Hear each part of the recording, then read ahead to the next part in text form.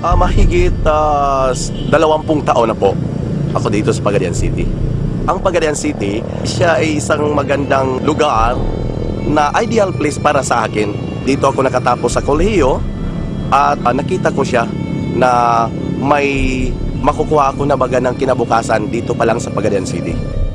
Isa akong taong ambisyoso, na dahil sa ambisyon na yon, tinuloy-tuloy ko lang yung pag-aaral ko. Maraming mga pagsubok na nadaanan ko, pero okay lang yon dahil wala ako talagang magbibigay sa akin ng kinabukasan kundi ako lang mismo. Bago po ang klase ko, naglalaho po ako within Pagadian City. 7 kaming magkakapatid, pero alam nyo, walang-wala rin sila. Kaya nga naghanap ako ng paraan. Hindi ko naman ilintana kung anong ginagawa ko, naglalaho ako. Okay lang yon basta may marating ako balang araw. Nung nakatapos ako sa pag-aral, diretso, nagturo ako kaagad dahil education po yung natapos ko.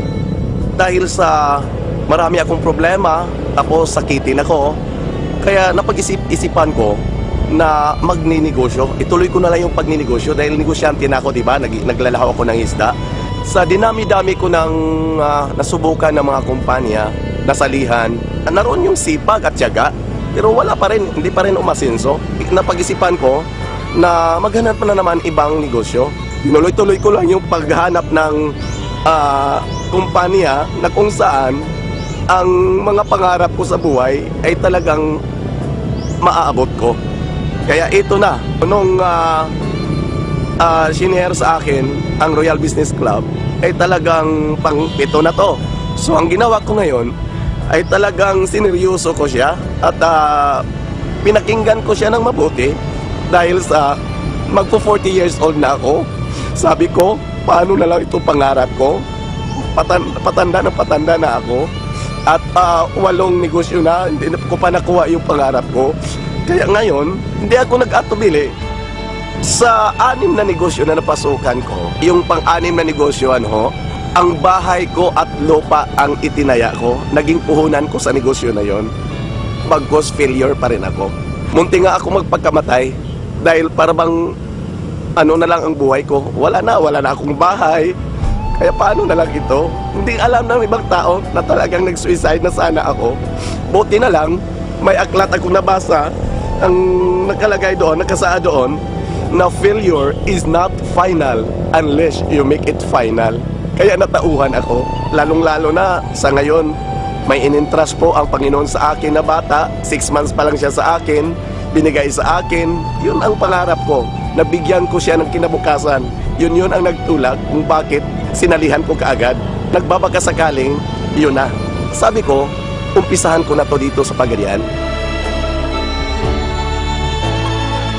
Hindi nagtagal, nagulat na lang ako dahil napasama ako sa 36 na in-award doon sa Skydome as one of the executive circle.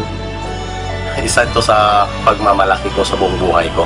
Dahil kahit paano, bago pa man ako sa industriya, sa kumpanyang Royal Business Club, pero nakuha ko siya. Pag uwi ko naman dito, dahil weekly yung cheque, 158,000 ang sumalubong sa akin. Kung ano yung nakita ko sa umpisa sa Royal, na talagang ang lahat transparent. Hanggang ngayon, pinatunayan niya. No, diba? Kawi-withdraw ko lang ng cheque ko, 80 plus ngayon. Pero, hindi pa ubos, ito isang account pa lang to na binuksan ko ngayon.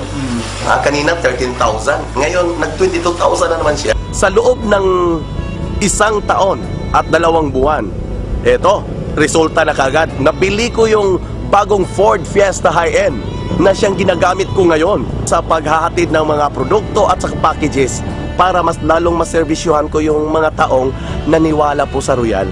Kung wala talaga ang Royal, ay hindi ko talaga ito maranasan. Kasi sabi ko sa buong buhay ko, kung wala ako sa Royal, yung mga pangarap ko ay nakalibing pa rin. Pero ngayon, nahukay ko na.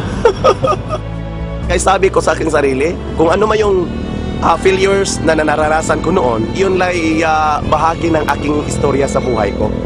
No? Na paano ko naabot to? Dahil po sa mga failures. Kaya ako rin ay nagpapasalamat sa mga failures na yon. Nabigo man ako ng ilang bisis, pero may purpose pa rin. Dahil ito ako ngayon. Sa umpisa, dahil wala talaga ako. The moment na kukuha ako o kay maraming bibili sa akin ng mga packages, pinupuntahan ko talaga ang branch. Ayan, wala akong tulog. Kasi pag pumupunta ako ng branch, mga siguro 8 oras bago ko marating yung branch. Pagkuha ko ng mga produkto o kay mga packages doon sa branch, talagang doon ako. Kung saan ako naabutan ng gabi, doon na talaga ako natulog. Kasama ko yung mga products at mga packages ng Royal. Pagkatapos, pagdating ko dito sa Pagayan City, inihatid ko yung mga packages, yung mga lahat na nag-member ng Royal sa kanilang mga bahay. Yun po ang ginagawa ko.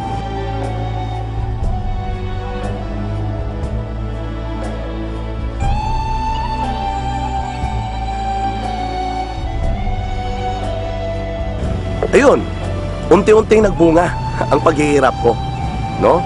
May resulta. Kaya doon tinuloy-tuloy ko at pinupursige ko na yung sarili ko na talagang tatrabahuin ko to. Bakit? Dahil sa ang lahat ng resulta sa ginagawa ko ngayon sa Royal ay hindi po ibang tao ang nakikinabang. Pamilya ko ng una. Ito po yung bahay na bininta ko noon at dahil sa Royal, nabawi ko siya ulit. Kaya yung mga kaibigan ko na dati parang kung nakita na nila ako, biglang nagsialisan. Parang virus ako. Pero nung nakuha ko na to lahat, binalikan ko sila uli at inayayahan ko pa na mag-dinner, mag-breakfast, ganun yung ginagawa ko. Ang sa akin lang, kung anong narating ko ngayon, kung anong meron ako ngayon, ay ibabahagi ko pa rin sa mga taong nanglalait sa akin. Okay, nandito tayo sa Highway 10 ngayon. Dito sa Pagayan, isa din itong establishment na kung saan dinadayo ng mga tao. Isa sa may-ari dito ay royalista na rin. Ito, may mga produkto ng Royal. Talagang pinagmalaki namin. Ilang bisis ho akong bumagsak, bumangon, bumagsak na naman. Ilang bisis yun.